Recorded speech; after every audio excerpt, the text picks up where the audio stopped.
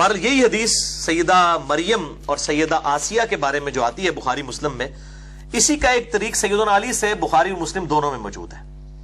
اس میں الفاظ ہے کہ نبی صلی اللہ علیہ وسلم نے فرمایا کہ اپنے زمانے میں سب سے بہترین عورت تھی مریم رضی اللہ تعالی عنہا وعلیہ السلام، اور اس زمانے میں سب سے بہترین عورت ہے خدیجہ رضی اللہ تعالی عنہا، جو کہ نبی صلی اللہ علیہ وسلم کی سیدہ عائشہ سے بھی بڑھ کر محبوب ترین بیوی تھی، جو سب سے پہلے اسلام لے کر آئیں، ایون مولا علی سے بھی پہلے۔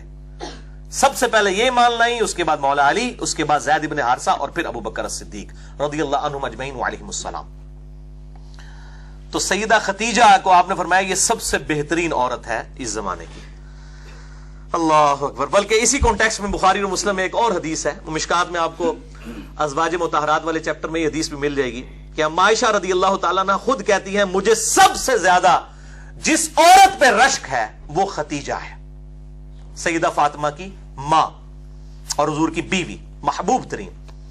آپ صلی اللہ علیہ وسلم خدیجہ کا اتنا ذکر کرتے کہ مجھے خدیجہ پر رشک ہونے لگتا، حالانکہ میں نے خدیجہ کو دیکھا نہیں تھا۔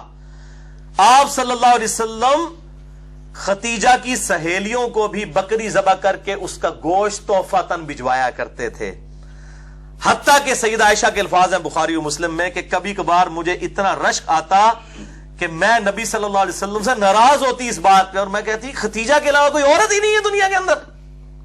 میں وہ بتا رہا ہوں، وہ بیوی جو سیدہ عائشہ بھی جس پہ رشک کر رہی ہیں۔ تو جب سیدہ عائشہ کی ہم فضیلت کی بیان کر رہے ہیں تو حضرت خدیجہ کو چھوڑ کے، خدیجہ والا لیول نہیں تھا سیدہ عائشہ کا، نہ مرتبے میں اور نہ نبی صلی اللہ علیہ وسلم کی محبوبیت میں، یہ ان کے بعد کی بات ہے۔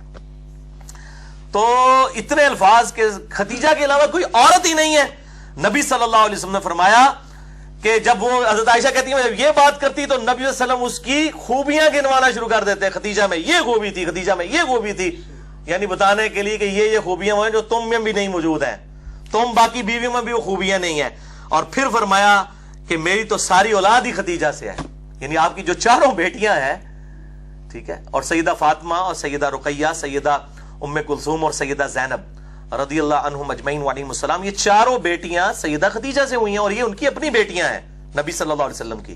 یہ جو مشہور کیا نا یہ پچھلے خامد تھی، اور عجیب و غریب وہ بتا رہے ہوتے ہیں صاحب کتاب، اس دنیا میں سب سے بڑا رافضی جو ابو بکر عمر کو نعوذ باللہ من ذالک اعلانیہ طور پر منافق کہتا ہے، یاسر الحبیب، عرب میں اس کے پائے کا کوئی رافضی نہیں ہے۔ میں شیعہ کی بات نہیں کر رہا، رافضی، اس کو خود شیعہ نے اور ایران نے نکال دیا تھا اور اس کو گمراہ ڈکلیئر کیا ہوا ہے۔ وہ بھی مانتا ہے کہ نبی صلی اللہ علیہ وسلم کی یہ چاروں بیٹیاں اپنی ہیں، سیدہ خدیجہ سے نبی صلی اللہ علیہ وسلم کی بیٹیاں ہیں، پچھلے خامد سے نہیں ہیں۔ تو یہ میں رافضیوں کو خصوصاً پھکی دینے لگا ہوں کہ سب سے بڑا رافضی یاسر الحبیب، سنی اور شیعہ دونوں کتابوں میں ملتا ہے کہ آپ صلی اللہ علیہ وسلم کی اپنی بیٹیاں تھیں۔ باقی یہ جو وہ حساب لگانے شروع کرتے ہیں نا، اتنے سال کی عمر میں شادی ہوئی ہے، وہ صحاب ہی غلط ہیں، وہ سارے تاریخی روایتیں ہیں۔ کوئی صحیح سند سے ثابت نہیں ہے کہ نبی صلی اللہ علیہ وسلم کے عقد میں سیدہ خدیجہ جب آئی تو ان کی عمر 40 سال تھی، کوئی صحیح سند سے ثابت نہیں ہے۔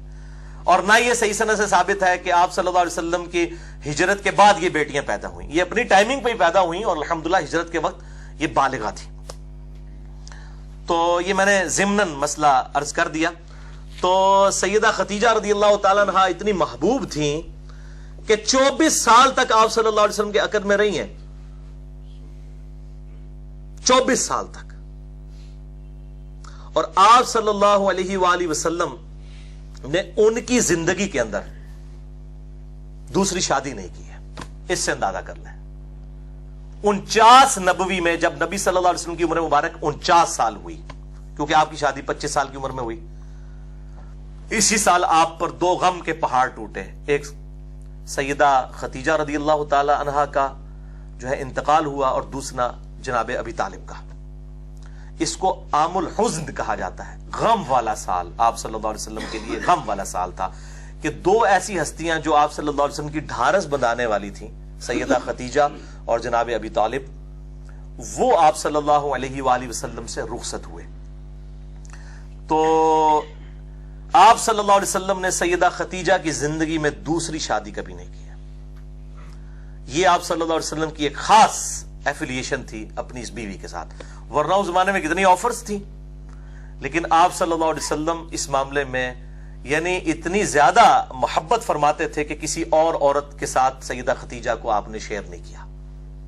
یہ سیدہ خدیجہ کی بہت بڑی فضیلت ہے رضی اللہ تعالی عنہا علیہ السلام. حتیٰ کہ غزوہ بدر کے موقع پر جب آپ صلی اللہ علیہ وسلم کی بیٹی سیدہ زینب، جن کے جو شوہر تھے ابو العاص ابن ربیعہ، جو اس وقت تک مسلمان نہیں ہوئے تھے، بعد میں مسلمان ہوئے، اس وقت تک اجازت تھی کہ غیر مسلم کے ساتھ بھی رشتہ ہو سکتا تھا. تو یہ خاوند تھے، سیدہ زینب کے خاوند جو ہے وہ قید ہو کر غزوہ بدر میں کافروں کی طرف سے لڑتے ہوئے قیدی بنا کر لائے گئے. اب فدیے سے چھڑانے کے لیے ظاہر کچھ رقم ادا کر رہی تھی تو سب لوگ رقم دے رہے تھے. تو اب سیدہ زینب کے وہ چونکہ ہسبینڈ تھے تو انہوں نے اپنے خاوند کا فدیہ دینے کے لیے اپنا وہ ہار دیا جو سیدہ خدیجہ نے اپنی بیٹی کو پہنایا تھا، سیدہ زینب کو. وہ ہار جب نبی صلی اللہ علیہ وسلم کے سامنے آیا تو آپ صلی اللہ علیہ وسلم کی آنکھوں میں آنسو آ گئے. آپ کو حضرت خدیجہ یاد آئی.